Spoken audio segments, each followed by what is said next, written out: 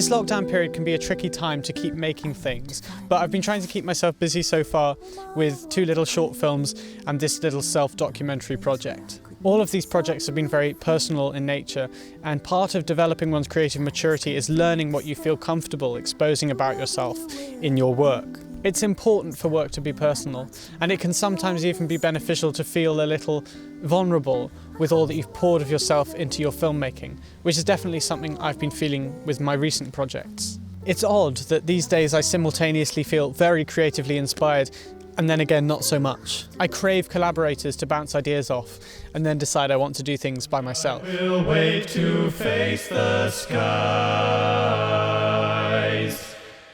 Growing up is characterised by close contradictions between the new and the old, the juvenile and the mature, and I think it's important not to force change just because you think that's required by gaining maturity. As an example, I used to have a Minecraft YouTube gaming channel in the first few years of secondary school, and I vividly remember the amount of teasing this accrued me because of how dorky it was.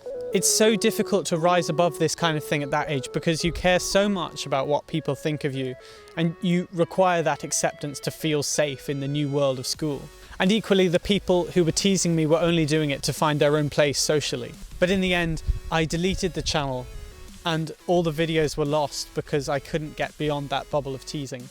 And now I'm filled with regret about this. I long to watch those videos back and feel that nostalgia and see how my brain worked at the time. I thought that growing up meant I had to delete that part of myself. And I wish I'd been able to be more resilient and true to my creativity then, but I understand why I wasn't able to.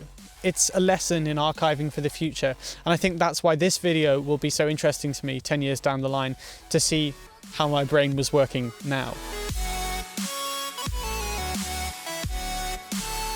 I had quite a lot of similar experiences throughout my schooling.